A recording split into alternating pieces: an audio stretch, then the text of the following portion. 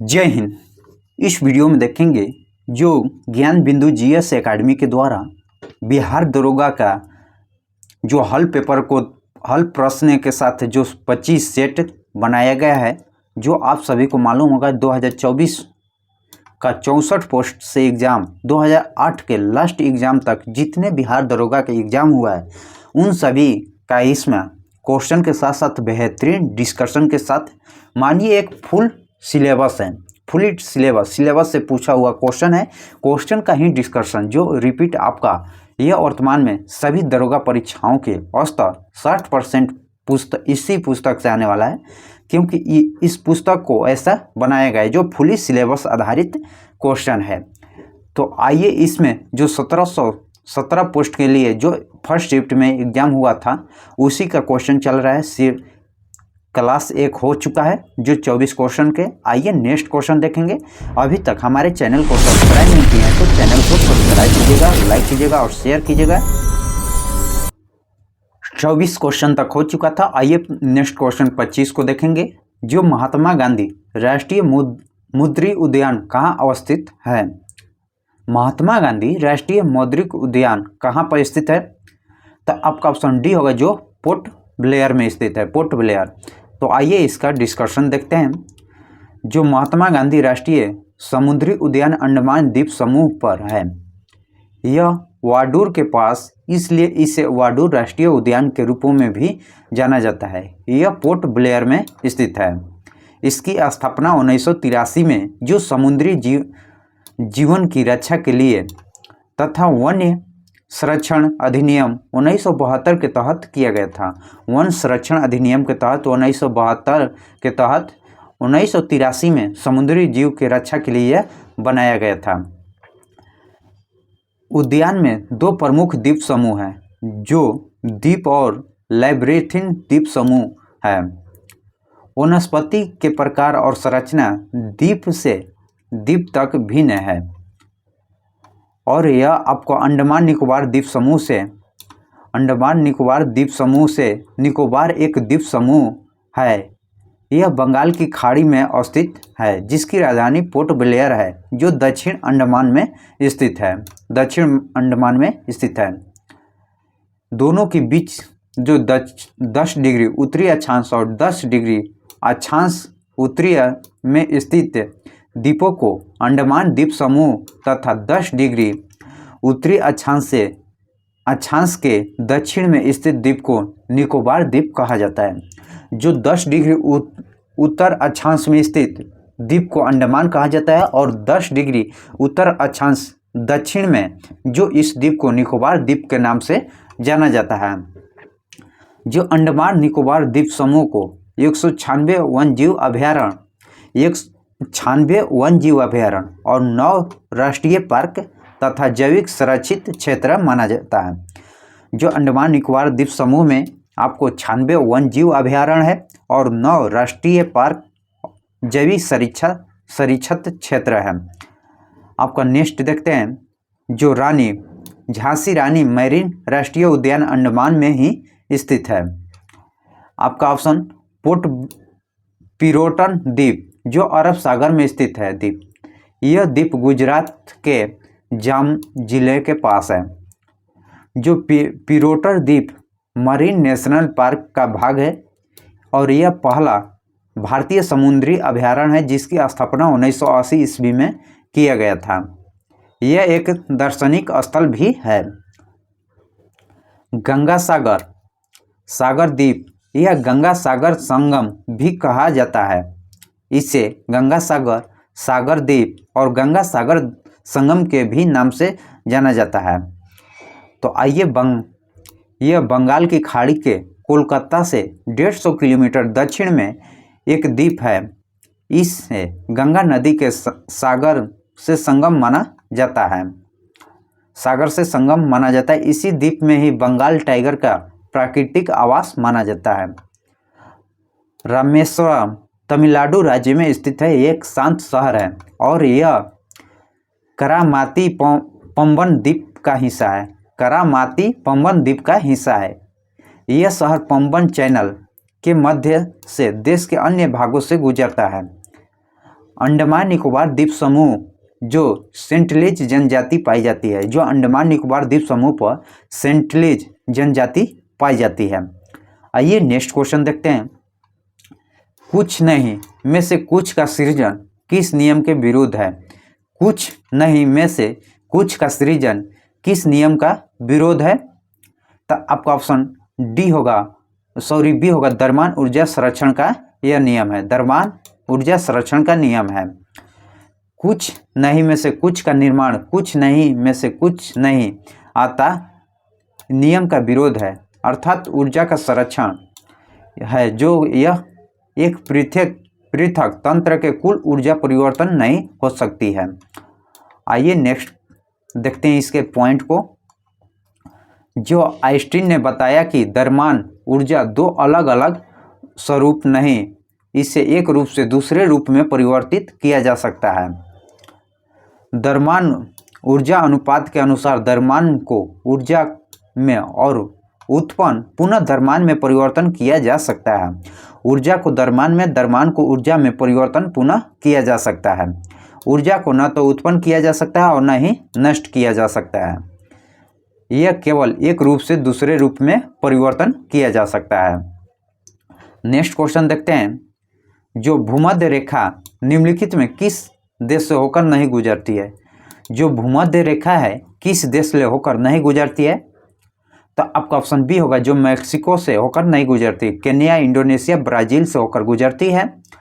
तो आइए इसका डिस्कशन देखते हैं। जो मैक्सिको उत्तरी अमेरिका में स्थित एक देश है जहां से भूमध्य रेखा नहीं गुजरती है। जो 0 डिग्री अक्षांश पर खींची हुई भूमध्य या विषुवत रेखा कहलाती है। 0 डिग्री अक्षांश पर खींची हुई रेखा भूमध्य रेखा या विषुवत रेखा कहा जाता है। जो 21 मार्च और 23 सितंबर को सूर्य की किरणें भूमध्य रेखा पर चमकती है। जो 21 मार्च और 23 सितंबर को सूर्य की किरणें भूमध्य रेखा पर सीधी चमकती है। विषुवत रेखा निम्न देशों से होकर गुजरती है। तो आइए इसमें देखते हैं विषुवत रेखा किस किस देश से होकर गुजरती है। जो Ecuador, Colombia, Brazil, Gabon, Congo गणराज्य, लोकतांत्रिक कांगो गणतंत्र, Uganda, Kenya, Somalia, Maldives, Indonesia तथा किरिबाती से होकर गुजरती है। भूमध्य रेखा 3 महाद्वीपों से होकर गुजरती है। भूमध्य रेखा जो 3 महाद्वीपों से भी होकर गुजरती है। भूमध्य रेखा एशिया महाद्वीप के देश जो 3 हैं, मालदीव, इंडोनेशिया और किरिबाती। भूमध्य रेखा पर स्थित अफ्रीका महाद्वीप के देश जो सोमालिया है, Kenya, Sao Tome, Principe, Congo गणराज्य, लोकतांत्रिक कांगो गणराज्य और गैबना, युगांडा। इस प्रकार जो भूमध्य रेखा अफ्रीका महाद्वीप पर है। और यहीं भूमध्य रेखा के दक्षिणी अमेरिका देश देख लेते हैं, जो ब्राज़ील, कोलंबिया, इक्वाडोर से होकर गुजरती है। कर्क रेखा उत्तरी गोलार्ध में भूमध्य रेखा के समानांतर 23.5 डिग्री उत्तरी अक्षांश को कहा जाता है। उत्तर में 23.5 डिग्री अक्षांश को कर्क रेखा कहा जाता है। तो आइए कर्क रेखा के प्रमुख देशों को देखते हैं किस किस देश से होकर गुजरती है। जो उत्तरी अमेरिका के देशों को पहले देखें। हवाई द्वीप और मैक्सिको 2 देशों से होकर गुजरती है। अफ्रीका महादेश से जो मिस्र, लीबिया, इजराइल, अल्जीरिया, मालदीव, पश्चिम सहारा और मातिरिनिया आदि से होकर गुजरती है। एशिया महादेश से होकर गुजरने का देश देखेंगे। ताइवान, चीन, म्यांमार, बांग्लादेश, भारत, ओमान, संयुक्त राज्य अमीरात और सऊदी अरब से होकर गुजरती है कर्क रेखा। जो मकर रेखा को आप देखेंगे 23.5 डिग्री दक्षिणी अक्षांश को मकर रेखा कहा जाता है। तो मकर रेखा जो विश्व के निम्नलिखित देशों से होकर गुजरती है, तो उन सभी को देखेंगे किस किस देश से होकर गुजरती है। जो Argentina, Paraguay, Brazil, Namibia, Botswana, दक्षिण अफ्रीका, मोजाम्बिया, मेडागास्कर, ऑस्ट्रेलिया, टोंगो और फ्रेंच पोलिनेशियन इत्यादि से होकर जो मकर रेखा गुजरती है। सूर्य कर्क और मकर रेखा के मध्य वर्षा के लंबवत चमकता है। जो सूर्य है कर्क रेखा और मकर रेखा के मध्य वर्ष भर चमकता है, बीच में सालों भर चमकता रहता है। कर्क रेखा जो 21 जून को तथा मकर रेखा 22 सितंबर को लंबवत चमकता है। कर्क रेखा पर 21 जून को लंबवत चमकता है, वहीं मकर रेखा पर 22 सितंबर को लंबवत चमकता है। आइए नेक्स्ट क्वेश्चन देखते हैं। विश्व के इतिहास में पहला परमाणु आपदा कब हुई थी? जो विश्व में पहला परमाणु आपदा कब घटी थी? तो आपका ऑप्शन डी होगा, जो जापान में हुआ था 6 अगस्त 1945 को हुआ था। दूसरा 9 अगस्त 1945 का। तो प्रथम पूछा है तो आपका ऑप्शन डी होगा। तो आइए इसका डिस्कशन बेहतरीन तरीके से देखते हैं। विश्व के इतिहास में पहला परमाणु आपदा जो 6 अगस्त 1945 को अमेरिका द्वारा जापान की हिरोशिमा शहर पर की गई थी तथा 9 अगस्त 1945 ईस्वी को नागासाकी जापान की दूसरी बार परमाणु बम गिराया गया था। परमाणु बम नाभिकीय विखंडन के सिद्धांत पर आधारित होता है। परमाणु बम नाभिकीय विखंडन के सिद्धांत पर आधारित होता है। परमाणु बम प्रायः यूरेनियम 235 तथा प्लूटोनियम 239 तत्वों का प्रयोग किया जाता है। प्रथम परमाणु बम रॉबर्ट ओपनहीमर 1945 में बनाया था। हाइड्रोजन बम नाभिकीय संलयन पर आधारित होता है। हाइड्रोजन बम नाभिकीय संलयन पर, जबकि परमाणु बम नाभिकीय विखंडन पर आधारित होता है। इसका आविष्कारक, हाइड्रोजन बम का आविष्कारक एडवर्ड टेलर हैं, जो 1952 में किए थे। हाइड्रोजन बम के निर्माण में हाइड्रोजन का समस्थानिक ड्यूटेरियम का प्रयोग किया जाता है और टाइटेरियम द्वारा। ड्यूटेरियम और टाइटेरियम द्वारा हाइड्रोजन बम में प्रयोग किया जाता है। हाइड्रोजन बम की क्षमता परमाणु बम की अपेक्षा 1000 गुना अधिक होती है। जो परमाणु बम की अपेक्षा हाइड्रोजन बम का 1000 गुना भारी होता है। भारत में प्रथम परमाणु परीक्षण जो 18 मई 1974 को पोखरण राजस्थान में किया गया था, इसका कोड था स्माइलिंग बुद्धा इसका कोड दिया गया था। भारत का दूसरा परमाणु परीक्षण जो 11 से 13 मई 1998 में किया गया था, जिसका कोड था 98 शक्ति 98 कोड था। इसमें यूरेनियम से लेकर टाइटेरियम ड्यूटेरियम का उपयोग भी किया गया था। भारत में परमाणु ऊर्जा कार्यक्रम का जनक डॉक्टर होमी जहांगीर भाभा को माना जाता है। भारत का प्रथम परमाणु ऊर्जा संयंत्र तारापुर जो महाराष्ट्र में है, जिसे संयुक्त राज्य अमेरिका की सहायता से वर्ष 1969 ईस्वी में स्थापित किया गया था। भारत का प्रथम अनुसंधान रिएक्टर अप्सरा बार को 1956 में स्थापित किया गया था। जो सूर्य से ऊपर का निर्माण नाभिकीय संलयन अभिक्रिया द्वारा किया जाता है। सूर्य पर ऊर्जा का निर्माण जो नाभिकीय संलयन द्वारा उत्पन्न किया जाता है। हाइड्रोजन बम के समस्थानिकों का संलयन होकर हीलियम नाभिक बनता है और ऊर्जा उत्पन्न होता है। नेक्स्ट क्वेश्चन देखते हैं। जो हस्तांतरण का मूल्य का संबंध में से किससे है? तो आपका ऑप्शन सी होगा, जो कर एवं लेखांकन से है।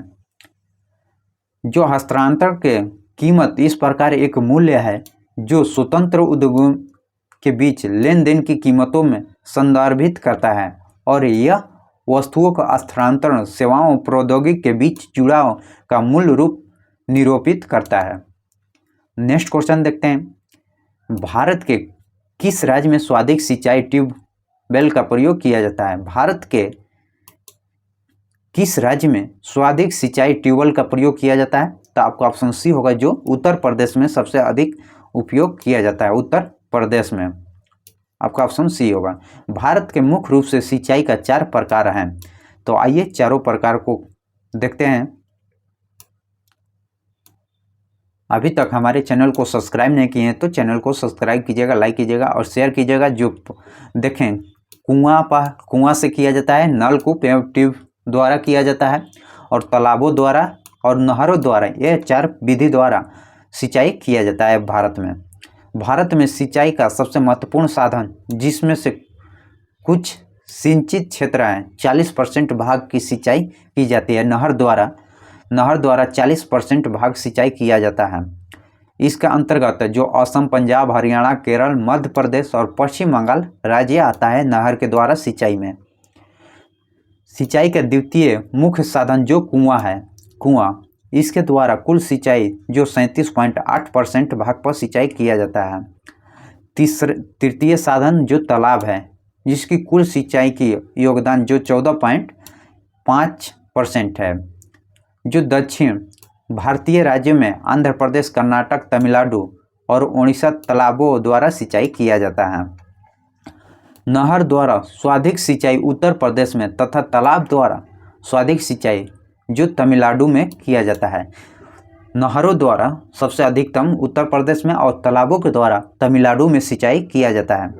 सिंचाई का चतुर्थ साधन नलकूप द्वारा, इसमें जो आपका 7.7% सिंचाई किया जाता है। जो प्रमुख राज्य देख लेते हैं, जो गुजरात, उत्तर प्रदेश और राजस्थान है। बिहार में सिंचाई का साधन क्या है? बिहार में जो नहर भी है, नलकूप और तालाब, कुआं, ये चारों का उपयोग बिहार में किया जाता है। बिहार में नहर की कुल सिंचाई जो 27.47 भाग पर किया जाता है। नलकूप के द्वारा जो 61.39% द्वारा नलकूप से सबसे अधिक किया जाता है। उसके बाद तालाब पर है जो 11.14% भाग। मध्य प्रदेश में सर्वाधिक सिंचाई कुआंओं द्वारा किया जाता है। जो बिहार का कालानुपात देख लेते हैं, जो कुआं, उसके बाद नलकूप, नहर, तालाब द्वारा सिंचाई किया जाता है। राजस्थान की सिंचाई का प्रमुख साधन कुआं और नलकूप है। इसकी कुल सिंचाई जो 66% राजस्थान में नलकूप और कुआं से किया जाता है। आइए नेक्स्ट क्वेश्चन को देखते हैं। गौतम बुद्ध का संवादों का भाषा क्या थी? संवादों की भाषा क्या थी?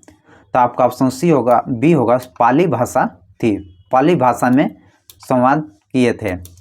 नेक्स्ट देखते हैं इनका डिस्कशन। जो महावीर के संवादों का भाषा जो प्राकृतिक था। महावीर जैन धर्म के हैं, जो प्राकृतिक था, जबकि बौद्ध धर्म पाली भाषा का प्रयोग किया था।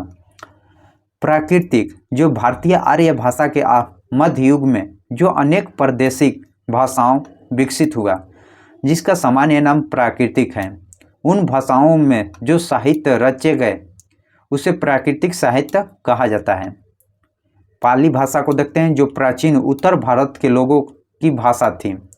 जो पाली थी उत्तर भारत की लोगों की भाषा थी, जिसे पूर्व में बिहार, पश्चिम में हरियाणा, राजस्थान तक और उत्तर में जो नेपाल से उत्तर प्रदेश से दक्षिण में मध्यवर्ती मध्य प्रदेश में बोली जाती है। इस भाषा में बौद्ध साहित्य और त्रिपिटक की रचना किया गया है। जो पाली भाषा में ही त्रिपिटक का व्याख्या किया गया है। संस्कृति जो भारतीय उपमहाद्वीपों की एक भाषा है।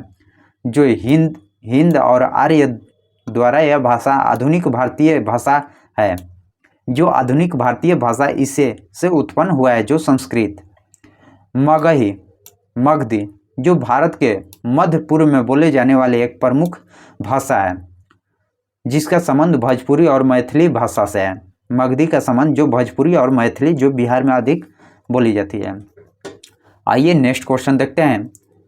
विश्व एड्स दिवस निम्नलिखित में किस तारीख को मनाया जाता है? एड्स दिवस विश्व में पूछा गया है, तो किस तारीख को मनाया जाता है?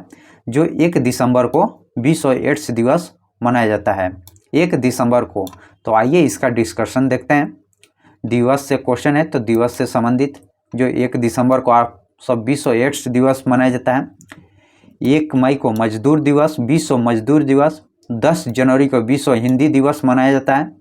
12 जनवरी को भारतीय युवा दिवस मनाया जाता है। 15 जनवरी को थल सेना दिवस और 18 फरवरी को राष्ट्रीय विज्ञान दिवस, 28 फरवरी को राष्ट्रीय विज्ञान दिवस, जिसे साइंस दिवस या प्राकृतिक दिवस के रूपों में भी जाना जाता है। 12 अगस्त को अंतर्राष्ट्रीय युवा दिवस। ऊपर देखें 12 जनवरी को भारतीय युवा दिवस, अब 12 अगस्त को अंतर्राष्ट्रीय युवा दिवस मनाया जाता है। 29 अगस्त को राष्ट्रीय खेल दिवस मनाया जाता है। 29 अगस्त को राष्ट्रीय खेल दिवस और 14 सितंबर को राष्ट्रीय हिंदी दिवस मनाया जाता है।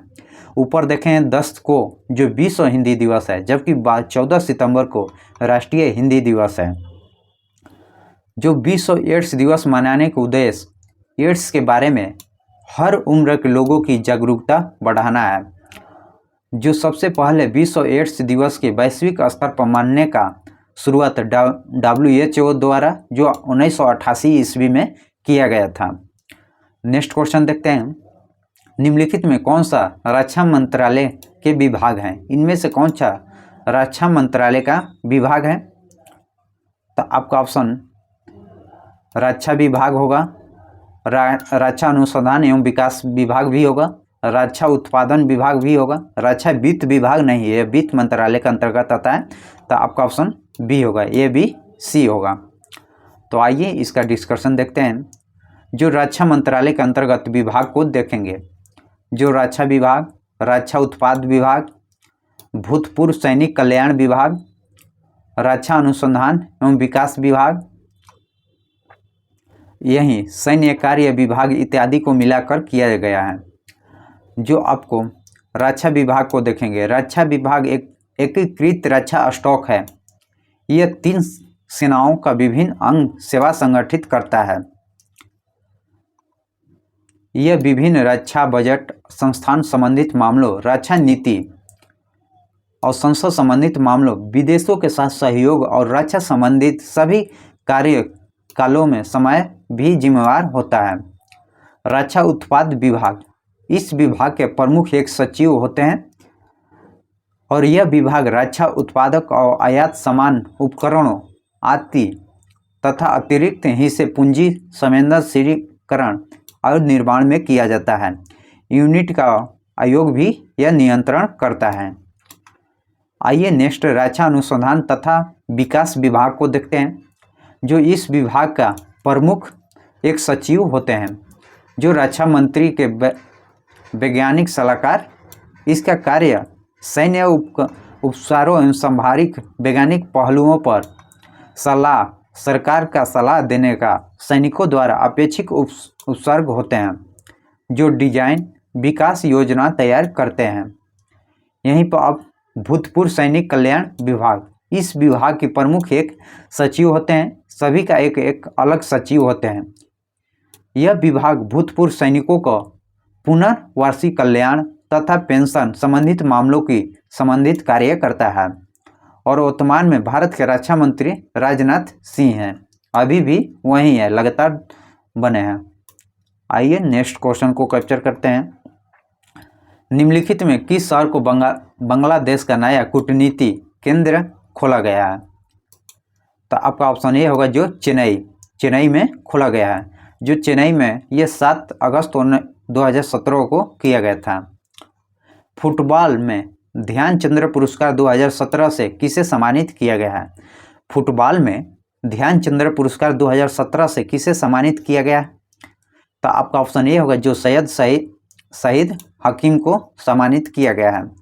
जो 2017 में फुटबॉल में ध्यानचंद्र पुरस्कार दिया गया था। ध्यानचंद्र पुरस्कार जो गठन 2002 ईस्वी में किया गया था। यह क्रियाडों और खेलों जीवन भर की उपलब्धियों के लिए प्रदान किया जाता है। इनका नगद 10 लाख रुपए दिया जाता है। 2022 में ध्यानचंद्र पुरस्कार लाइफ टाइम श्रेणी से सम्मानित किया गया व्यक्ति को देखते हैं। जो 2022 में ध्यानचंद्र पुरस्कार दिया गया है किनको किनको? तो अश्विनी अंकुज जो एथलीट्स में दिया गया है, धर्मवीर सिंह को जो हॉकी के क्षेत्र में दिया गया है, BC सुरेश को कबड्डी के क्षेत्र में दिया गया है और नीर बहादुर गुरुंग को जो पैरा एथलेटिक्स में दिया गया है। आइए नेक्स्ट क्वेश्चन देखते हैं। बंगाल के विभाजन को रद्द किया था। बंगाल का विभाजन किसने रद्द किया था? तो लॉर्ड हार्डिंग द्वितीय ने बंगाल विभाजन रद्द किया था। तो आइए इसका डिस्कशन देखते हैं। जो बंगाल विभाजन रद्द लॉर्ड हार्डिंग द्वितीय ने जो 1910 से 1916 ईस्वी इसका शासनकाल बंगाल में विभाजन रद्द करने की घोषणा किया था। लॉर्ड कर्जन ने 20 जुलाई 1905 को बंगाल विभाजन की घोषणा किया था। वहीं 16 अक्टूबर 1905 को विभाजन लागू कर दिया गया था। 20 जुलाई को 2005 में घोषणा किया गया था और लागू हुआ था 16 अक्टूबर 1905 को। इसी दिन को बंगाल का शोक दिवस के रूप में भी मनाया जाता है। बंगाल का विभाजन का विरोध में बंग भंग आंदोलन चालू किया गया था। उसे स्वदेशी और बहिष्कार आंदोलन का नाम जन्म हुआ। उसी से स्वदेशी और बहिष्कार आंदोलन का जन्म हुआ था। 6 मई 1910 ईस्वी को जाने चंप इंग्लैंड के सम्राट बने और उन्हीं ने 12 दिसंबर 1911 ईस्वी को दिल्ली को एक राज्य दरबार का आयोजन किया। वायसराय लॉर्ड हार्डिंग द्वितीय ने सम्राट की ओर से बंगाल विभाजन रद्द करने की घोषणा किया गया और इसी समय जो 1911 में भारत की राजधानी कोलकाता से हटाकर दिल्ली बनाने की घोषणा भी किया गया था 1911 में, और 1912 में मूर्त रूप से दिया गया था। मूर्त रूप या पूर्ण रूप से लागू हो गया। दिल्ली में भारत की राजधानी स्थानांतरित हो गया। लॉर्ड चेम्सफोर्ड जो 1916 से 21 ईस्वी भारत का वायसराय पद पर बने रहे और 1916 में लखनऊ में कांग्रेस का मुस्लिम लीग की अधिवेशन के साथ साथ इसी समय कांग्रेस का और मुस्लिम लीग राजनीतिक समझौता हुआ था 1916 में, जिसे लखनऊ पैक्ट भी कहा जाता है, जिसका अध्यक्ष आर.सी. मजूमदार थे। और बाल गंगाधर तिलक एनी बेसेंट ने होम रूल लीग की स्थापना किया था। होम रूल लीग की स्थापना जो बाल गंगाधर तिलक और एनी बेसेंट ने किए थे। आइए नेक्स्ट पॉइंट को और कैप्चर करते हैं। रोलेक्ट एक्ट 1919 माउंटिंग घोषणा पत्र 1917 ईस्वी में जलियांवाला बाग हत्याकांड 1919 इत्यादि इन्हीं को शासनकाल की घटना है। लॉर्ड मिंटो द्वितीय जो 1905 से 1910 ईस्वी में भारत का वायसराय पद पर रहे। इनके कार्यों की प्रमुख घटना देख लेते हैं जो स्वदेशी आंदोलन, माले मिंटो सुधार अधिनियम 1909 का इत्यादि है। जो 1907 ईस्वी में सूरत अधिवेशन में कांग्रेस का विभाजन हुआ था और 1906 में आगा खान द्वारा मुस्लिम लीग की स्थापना किया गया था। मुस्लिम लीग की स्थापना 1906 में, 1907 में सूरत अधिवेशन के द्वारा कांग्रेस का विभाजन किया गया था। नेक्स्ट क्वेश्चन देखते हैं। भारतीय रॉकेट से छोड़े गए विश्व के सबसे छोटा अंतरिक्ष यान का नाम क्या है? भारतीय रॉकेट से छोड़े गए विश्व का सबसे छोटा अंतरिक्ष यान का नाम क्या है? जो स्पाइट है, स्प्राइट। तो आइए इसका जो देखते हैं इसका व्याख्या। जो विश्व की सबसे छोटा अंतरिक्ष यान जो स्प्राइट के नाम से जाना जाता है, जो 23 जून 2017 को ब्रेकथ्रू स्टाइस कार्यक्रम के 6 अंतरिक्षीय यानों का पृथ्वी से निम्न कक्षों में प्रक्षेपित किया गया था, जो 23 जून 2017 को। विश्व की सबसे छोटी इन अंतरिक्ष यानों को स्प्राइट नाम दिया गया। यह अंतरिक्ष यान इसरो के PSLV-38 द्वारा प्रक्षेपित इटली के उपग्रह मैक्सवेलर के और लाल्टीवी का उपग्रह बेंटा 1 को लॉन्च किया गया। यह केवल 4 ग्राम का वजनीय प्रत्येक अंतरिक्ष यान की लंबाई जो चौड़ाई 3.5 सेंटीमीटर और 3.6 सेंटीमीटर है। इसे सौर ऊर्जा संचालित radio sensor, solar cells, magnetometer, microcontroller आदि संकलित था। जो भारत द्वारा 19 अप्रैल 1975 ईस्वी को पहला कृत्रिम उपग्रह आर्यभट्ट लॉन्च किया गया था। आर्यभट्ट जो 19 अप्रैल 1975 में भेजा गया था। भास्कर 2 जो 20 नवंबर 1981 को काशपुतली यान से प्रक्षेपित किया गया था। यह पृथ्वी का अवलोकन उपग्रह था जिससे द्वारा टेलीमेट्री, समुद्र विज्ञान और जल विज्ञान पर आंकड़ों जुट करता है। और इनसैट 1A यह एक भारतीय संचार उपग्रह था जिसका वर्ष में 1982 में लॉन्च किया गया था। 1982 में इसे लॉन्च किया गया था। भारतीय राष्ट्रीय उपग्रह प्रणाली जो इनसैट का हिस्सा है। भारत में पहली बार किसने वार्षिक आय का अनुमानित किया था? तो आपका ऑप्शन ए होगा जो दादा भाई नौरोजी थे। दादा भाई नौरोजी ने किए थे। तो आइए, पहली बार 1867 में दादा भाई नौरोजी के द्वारा वार्षिक आय का आकलन किया गया था। प्रति व्यक्ति आय आपका 20 रुपया अनुमान लगाया गया था। दादा भाई नौरोजी ने अपनी पुस्तक poverty and on British ruler in India जो 1867 ईस्वी में धन निष्कासन के सिद्धांत पर को बात की और धन निष्कासन से देश में सभी दुखों का मूल एक कारण बना था। आइए और नेक्स्ट पॉइंट को देखते हैं। एनी बेसेंट अध्यात्मी थियोसोफिस्टिक महिला अधिकारियों का समर्थन लेखक वक्ता भारतीय प्रेमी महिला थी। वह वर्ष 1917 में एनी बेसेंट ने कांग्रेस का कोलकाता अधिवेशन की अध्यक्षता भी की थी। एनी बेसेंट ने जो कांग्रेस की अध्यक्षता जो 1917 में कोलकाता अधिवेशन में की थी। जवाहरलाल नेहरू द्वारा वर्ष 1929 में भारतीय राष्ट्रीय कांग्रेस की लाहौर सत्र की अध्यक्षता किया गया था। लाहौर सत्र। फ्रंटियर गांधी किसे कहा जाता है? फ्रंटियर गांधी किसे कहा जाता है? तो खान अब्दुल गफ्फार खान को कहा जाता है। खान अब्दुल गफ्फार खान को फ्रंटियर गांधी भी कहा जाता है। प्रमुख व्यक्तियों के नाम उनके उपनाम से निम्न हैं। जो आइए इधर देखेंगे व्यक्ति का नाम और उनका उपनाम। जो भगत सिंह को शाहिद आजम के नाम से जाना जाता है। वल्लभ भाई पटेल को लौह पुरुष या सरदार के नाम से जाना जाता है। रविन्द्रनाथ टैगोर को गुरुदेव के नाम से जाना जाता है। लाला लाजपत राय को पंजाब केसरी या लाला जी के नाम से जाना जाता है। महात्मा गांधी जो राष्ट्रपिता के नाम से जाने जाते हैं। सरोजिनी नायडू को भारत कोकिला और नाइटिंगेल ऑफ इंडिया के नाम से भी जाना जाता है। श्री कृष्ण सिंह को बिहार केसरी के नाम से जाने जाते हैं। अनुराग नारायण सिंह को बिहार विभूति के नाम से जाने जाते हैं।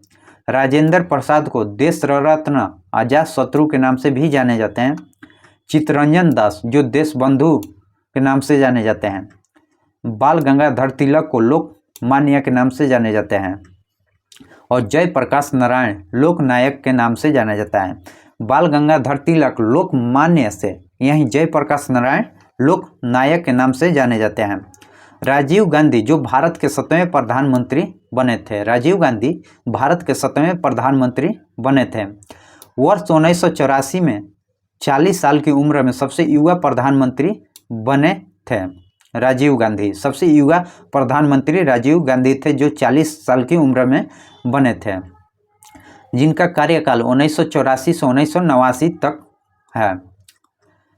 लियाकत अली खान पाकिस्तान में पहले प्रधानमंत्री 1947 से 51 के बीच थे। लियाकत अली पाकिस्तान का। राम मनोहर लोहिया जो भारत का स्वतंत्रता संग्राम के सेनानी एवं प्रखर चिंतक समाजवादी राजनेता थे। नेक्स्ट क्वेश्चन देखते हैं। निम्नलिखित में कौन सा संविधान संशोधन राष्ट्रपति को किसी भी मामले में पुनः विचार के लिए मंत्रिमंडल को भेजने की शक्ति प्रदान करता है? तो आपका ऑप्शन डी होगा जो 44वां संविधान संशोधन करता है। 44वां संविधान संशोधन जो राष्ट्रपति को किसी भी मामले को पुनर्विचार के लिए मंत्रिमंडल भेजने का शक्ति प्रदान करता है। अनुच्छेद 74 राष्ट्रपति का यह अधिकार दिया गया है, वह मंत्रिमंडल की सलाह पर एक बार पुनर्विचार की वापसी भेज सकते हैं। आइए और नेक्स्ट पॉइंट को देखते हैं।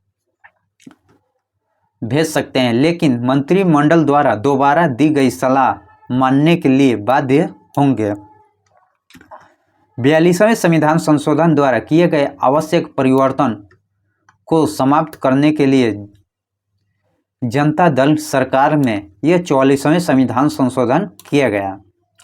जो इस संशोधन के अंतर्गत अनुच्छेद 352 में राष्ट्रीय आपात की उद्घोषणा के आधार पर आंतरिक आंशिक स्थान पर बदलाव और शस्त्र विद्रोह शब्दों में शामिल किया गया। मूल अधिकार में सम्मानित संपत्ति का अधिकार को समाप्त कर जो अनुच्छेद 300 के क के अंतर्गत विधि का अधिकार बनाया गया, जो 44वें संविधान संशोधन के द्वारा और 39वें संविधान संशोधन 1975 में हुआ था। राष्ट्रपति, उपराष्ट्रपति, लोकसभा अध्यक्ष और प्रधानमंत्री के निर्वाचन का न्याय का चुनौती नहीं दी जा सकती है। इसका निपटारा एक ऐसी प्राधिकारी द्वारा किया जा सकता है जिसके संसदीय कानून नियुक्ति करता है। 40वां संविधान संशोधन 1976 में हुआ था। इसके द्वारा नवीं अनुसूची में कुछ अधिनियम शामिल किया गया था। 40वें संविधान संशोधन द्वारा 42वें संविधान संशोधन 1976 ईस्वी में इस संविधान संशोधन अभी तक पारित है सभी संशोधन में से सबसे अधिक व्यापक है। इसी कारण से इसे लघु संविधान संशोधन भी कहा जाता है। इसके द्वारा किया गया प्रमुख संशोधन देखते हैं। प्रमुख संशोधन जो 42वें संविधान संशोधन को देखेंगे।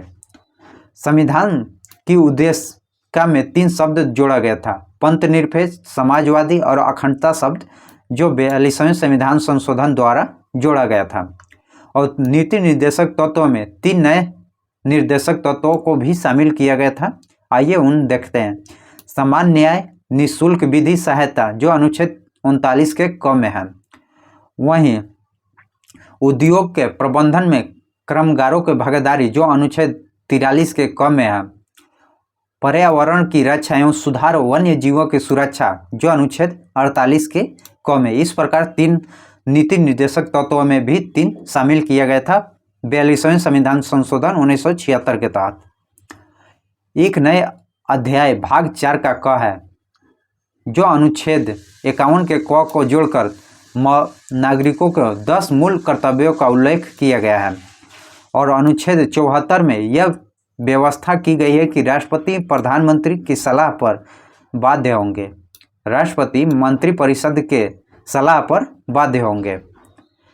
विधानसभा के लोकसभा के कार्यकाल जो 5 वर्ष से बढ़कर 6 वर्षों तक कर दिया गया था। और 44वें संविधान संशोधन द्वारा 1978 में 6 वर्ष से घटाकर 5 वर्ष कर दिया गया।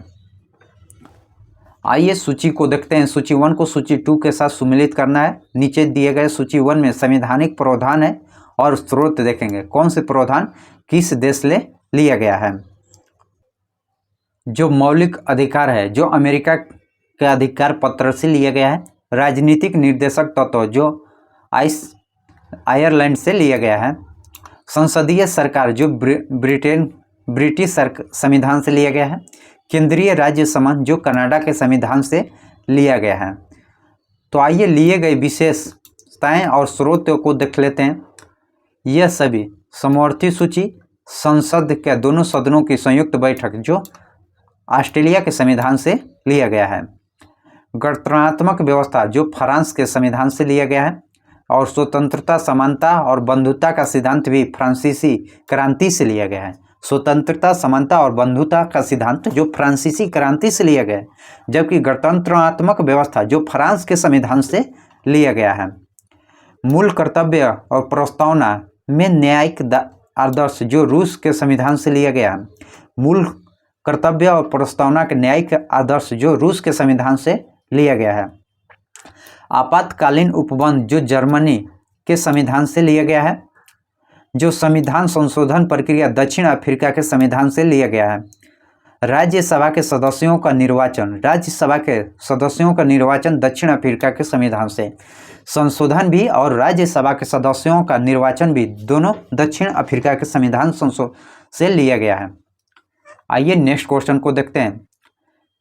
किसे भारत का नियंत्रक एवं महालेखा परीक्षक नियुक्त किया जाता है। तो आपका ऑप्शन ए होगा, जो राजीव महर्षि को नियुक्त किया गया था।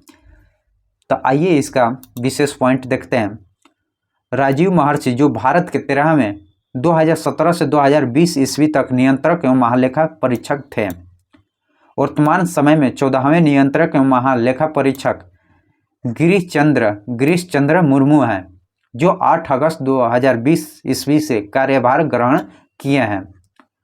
भारतीय संविधान का अनुच्छेद 148 में भारत का नियंत्रक एवं महालेखक परीक्षक की स्वतंत्र पद की व्यवस्था किया गया है। अनुच्छेद 148 में इसका कार्य संसद द्वारा आवंटित धन की देखरेख करने की, ताकि सरकार धन के उपयोग उचित तरीके से हो रहा है या नहीं, इसका पता लगाया जाता है।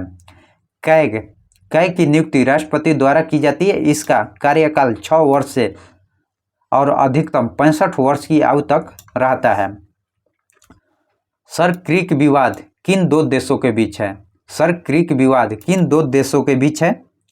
तो आपका ऑप्शन ए होगा सर क्रीक विवाद जो भारत और पाकिस्तान के बीच है।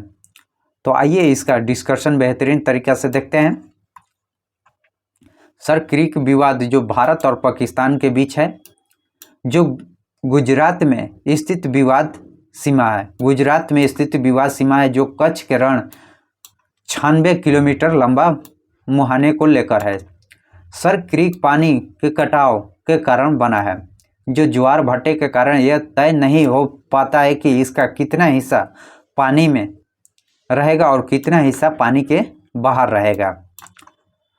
वर्तमान में इस नाले का नाम सर क्रीक, लेकिन कच्छ की पुराने दस्तावेज में इसे सर क्रीक कहा गया। इसका कारण बताया गया कि पहले इस नली में सीरी नामक मछली पाई जाती थी। सीरी नामक मछली पाई जाती थी, जिसके नाम पर ही नाले का नाम सर क्रीक पड़ा है। सर क्रीक मामले का विवाद 1960 के दशक में शुरू हुआ था। 1960 के दशक में शुरू हुआ था। यह भारत पाकिस्तान की सीमा को रेड क्लिफ रेखा कहा जाता है। भारत पाकिस्तान सीमा रेखा को रेड क्लिफ रेखा कहा जाता था, जिसका विभाजन के बाद 17 अगस्त 1947 ईस्वी को भारत एवं पाकिस्तान के बीच निर्धारित किया गया सीमा है। जो यह सीमा भारत और पाकिस्तान के बीच 3323 किलोमीटर लंबा है। 3323 किलोमीटर लंबा है। यहीं पर अब देख लेते हैं अफगानिस्तान और पाकिस्तान के बीच की सीमा रेखा, जो 2670 किलोमीटर लंबी सीमा रेखा है। अंतर्राष्ट्रीय सीमा रेखा का नाम जो डुरंड रेखा है, जिसकी निर्धारण जो 12 नवंबर 1893 में ब्रिटिश सरकार द्वारा किया गया था। सचिव थे उस समय मोर्टिमर डुरंड, और अफगानिस्तान के अमीर या शासकों अब्दुल रहम खान के बीच यह समझौता किया गया था। भारत अफगानिस्तान के बीच भी डुरंड रेखा है, जिससे लंबाई 106 किलोमीटर है, जो लद्दाख में है।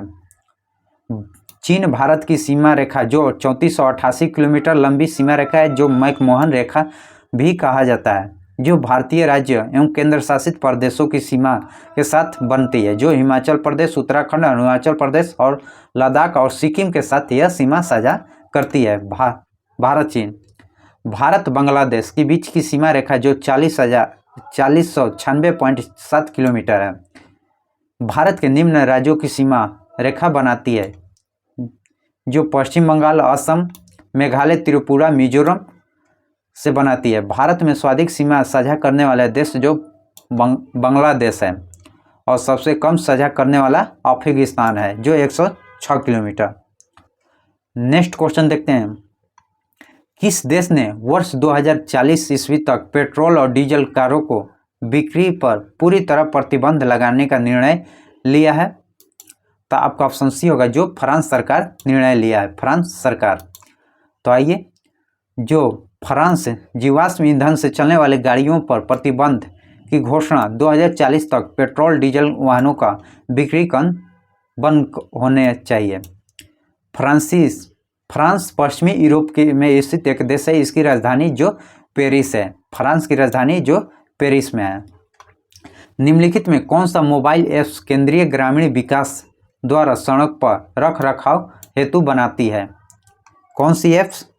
तो आपका ऑप्शन ए होगा, जो आराम ऐप्स है। आराम ऐप्स बनाती है सड़कों पर रख रखाव। आइए इसका डिस्कशन देख लेते हैं। जो आरंभ मोबाइल ऐप्स की शुरुआत सड़कों पर रख रखाव के लिए जो 24 जुलाई 2017 ईस्वी में केंद्रीय ग्रामीण विकास पंचायती राज्य पेयजल एवं स्वच्छ मंत्री नरेंद्र सिंह तोमर द्वारा किया गया था। यह मोबाइल ऐप्स माध्यम से ग्रामीण सड़कों के रख रखाव प्रबंधन सुगम बना। भारत के किस राज्य में यूएनए पब्लिक सर्विस अवार्ड से सम्मानित किया गया है? जो भारत में किस राज्य को यूएनए पब्लिक सर्विस अवार्ड से सम्मानित किया गया है? जो पश्चिम बंगाल को सम्मानित किया गया है। पश्चिम बंगाल को 23 जून 2017 को सम्मानित किया गया है। जो इसका प्रतिष्ठित संयुक्त राष्ट्र लोक सेवा आयोग पुरस्कार प्रदान किया गया था। यह पुरस्कार राज्य के कन्या श्री प्रधान योजना के लिए दिया जाता है। जो 22 जून 2022 को उड़ीसा सार्वजनिक परिवहन सेवाओं में जो मोबस किस संयुक्त राष्ट्र लोक सेवा पुस्तक से सम्मानित किया गया था, पुरस्कार से सम्मानित किया गया था। ग्लोबल हंगर इंडेक्स निम्नलिखित में किसके द्वारा प्रकाशित किया जाता है? जो इंटरनेशनल फूड पॉलिसी रिसर्च द्वारा जारी किया जाता है। जो आपका ऑप्शन सी है, जो international food policy research institute द्वारा जारी किया जाता है। वैश्विक भूख सूचांक एवं ग्लोबल हंगर इंडेक्स एक ऐसा उपकरण है जो विश्व स्तर पर देश का आधार पर भूख को मापता है। GH1 के वार्षिक गणना में की जाती है। ग्लोबल हंगर इंडेक्स 2022 में जारी करता संस्थान जो कनर्स वर्ल्ड वाइन एवं जर्ज आइंस्टाइन के हंगर शिल्प था। जो भारत का स्थान 107वां है और सम्मिलित देश 121 है। इसमें भारत का स्थान 107वां है और सम्मिलित देश 121 है। प्रथम स्थान पर बेलारूस है। नेक्स्ट क्वेश्चन, नागल किसके लिए जाना जाता है? नागल किसके लिए जाना जाता है? नागल जो उर्वरक के लिए जाना जाता है। तो यह नागल पंजाब के रूपनगर जिले में स्थित है। यह मुख्य रूप यूरिया उत्पादन के लिए जाना जाता है। यूरिया उत्पादन के लिए तांबा धातु, आयस, कॉपर, पाइराइट, कैल्फोसाइट धातु का निष्कर्षण किया जाता है। उत्पादन राज्य जो राजस्थान, मध्य प्रदेश, झारखंड और आंध्र प्रदेश आदि हैं। इस राजस्थान में खेतड़ी एवं सिधाना के खानों से तथा मध्य प्रदेश के तेरगांव में मलखंड से प्राप्त हुआ है। जो तेल परिशोधन संयंत्र जो भारत में स्वाधीन क्षेत्र में तेल परिसरण में 17 तेल शोधन कारखाने तथा निजी क्षेत्रों में 3 तेल परिशोधन संयंत्र है। पेट्रोलियम सागर उत्पादन वाली आवासादी शैलों से प्राप्त किया जाता है। जो भारत में यह ट्रांसी युग में संरचना मिलता है।